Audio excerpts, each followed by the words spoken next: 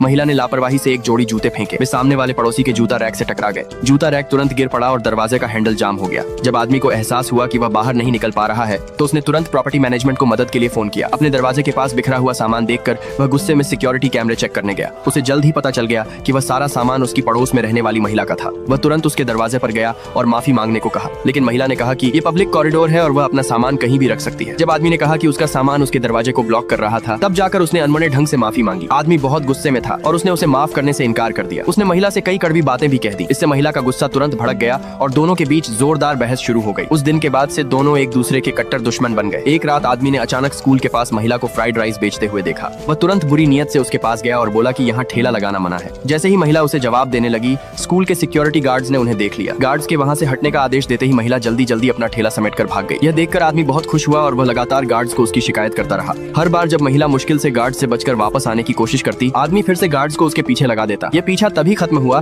जब गार्ड्स की ड्यूटी खत्म हो गई। दूसरी तरफ महिला के ठेले का पहिया सड़क के एक छोटे गड्ढे में फंस गया। तभी तेज बारिश भी शुरू हो गई। महिला ने पहिया निकालने की बहुत कोशिश की, लेकिन वह इतनी कमजोर थी कि ठेला हिला भी नहीं पा रही थी। तभी आदमी उसके पास आया। भले ही वह पहले उसे परेशान करके खुश हो रहा था, लेकिन अब उसकी ऐसी हालत देखकर उससे रहा नहीं गया। दोनों ने मिलकर ठेले को सुरक्षित जगह तक पहुंचाया। जैसे ही वे रुके, अचानक ठेले के अंदर से एक छोटी लड़की की आवाज आई। आदमी चौंक गया। महिला ने ठेले का पर्दा हटाया तो अंदर एक लड़की लेटी हुई थी, जिसके साथ सांस लेने की मशीन लगी थी। महिला ने बताया कि वह उसकी छोटी बहन है। उसकी बहन को दिल की बीमारी थी, इसलिए वह उसे घर पर अकेला छोड़ने की हिम्मत नहीं करती थी। इसी वजह से वह हर बार ठेला लगाने जाते समय उसे साथ ले जाती थी। यह सुनकर आदमी को गहरा पछतावा हुआ। उसने उन्हें घर छोड़ने की पेशकश की, लेकिन महिला ने कहा कि वह अब वहाँ से घर बदल चुकी है और अब उसकी पड़ोसी नहीं रही। यह कहकर वह अपनी बहन को लेकर चली गई। महिला को जाते हुए देखकर आदमी बहुत उदास हो गया। उस रात उसे अपने किए पर इतना पछतावा हुआ कि वह देर रात तक सो नहीं पाया। उसे महसूस हुआ कि छोटी छोटी बातों पर महिला को परेशान करके उसने बहुत बचकानी हरकत की थी। अगले दिन वह माफी मांगने के लिए उस जगह गया जहाँ महिला ठेला लगाती थी, लेकिन वह फिर कभी वहाँ वापस नहीं आई। एक दिन आदमी अपने फ्लैट की शिकायत करने प्रॉपर्टी मैनेजमेंट ऑफिस गया। तभी महिला वहाँ भागते हुए आई और स्टाफ से उसका घर बेचने में मदद करने की गुहार लगाने लगी। पता चला कि पहले वाला खरीदार आखिरी समय पर पीछे हट गया था। उसी समय उसकी बहन की हालत अचानक और खराब हो गई थी